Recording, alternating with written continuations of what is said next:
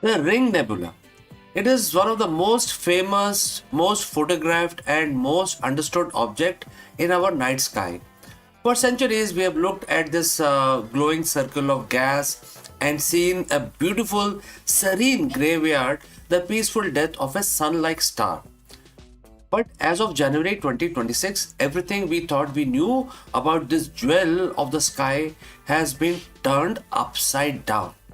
Astronomers using the new Weave instruments at the Canary Island were just doing a routine check. Looking through the smoke of this cosmic ring, they expected to find the unusual or usual hydrogen and helium. Instead, they found a ghost.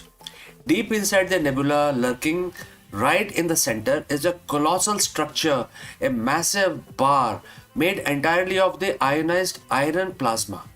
It's nearly 4 trillion miles long, that is 500 times the width of the Pluto's entire orbit.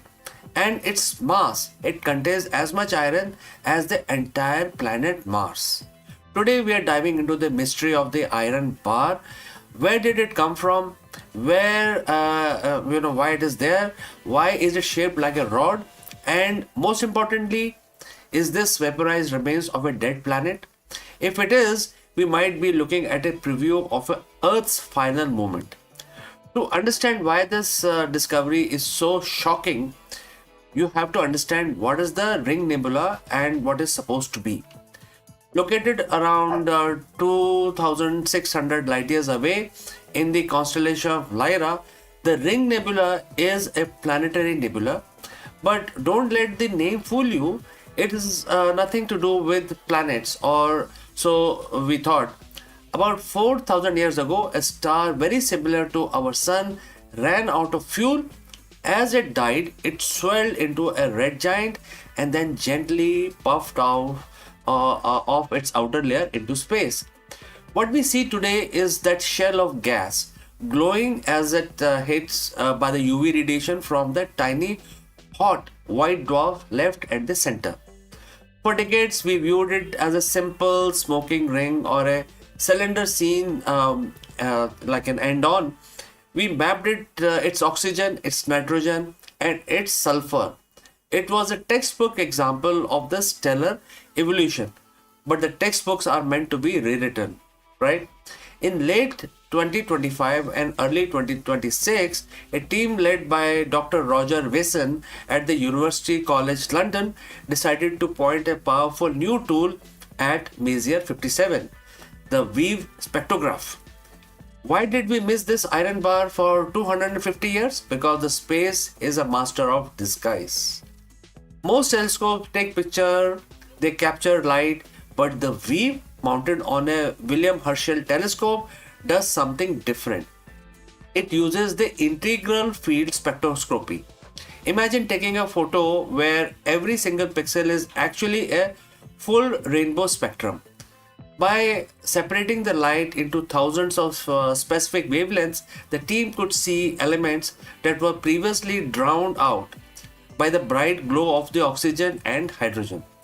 When the researcher processed the data, they weren't looking for iron, but as Dr. Wesson put it, one thing popped out as clearly as anything. There is cutting right through the major axis of nebula was a narrow concentrated strip of 4 times ionized iron. This isn't just a cloud, it's a structure, rod shaped anomaly. It doesn't follow the shape of the ring, it doesn't move like the rest of the gas. It's an impossible passenger in the heart of a nebula. Let's talk about the scale, because the numbers are genuinely hard to warp your head around. The Ring Nebula itself is huge, but this iron structure spans roughly 3.7 trillion miles or 6 trillion kilometers. To give you a sense of that size, if you put one end of the bar at our sun, the other end wouldn't reach Pluto. It would actually reach 500 times past Pluto, deep into the dark reaches of the Kuiper belt and towards the Oort cloud. And the mass is equally staggering. The amount of iron floating in this plasma bar is roughly equivalent to the mass of the planet Mars. Now, iron is a heavy element. In the life of sun-like star, iron isn't something that is easily produced or thrown out in a large quantity. These stars are mostly hydrogen and helium. So where does a Mars-sized pile of iron come from? How did it get organized into a 4 trillion mile long bar? This is where the science gets truly fascinating and little bit scary. There are two main theories currently being debated by the team at UCL and Oxford. Theory 1 is a bit more conservative. It suggests that this is a binary star effect. Perhaps a smaller companion star orbiting the main dying star helped sculpt the iron into a bar as it was being ejected. But the theory 2 is the one making headlines. It's the vaporized planet hypothesis. Think about what happened when a star like the Ring Nebula parent star dies. It expands into a red giant. Any rocky planet orbiting nearby, planets like Mercury, Venus, or Earth, would be engulfed. As these planets are swallowed, the intense heat and gravity didn't just melt them, they vaporized them.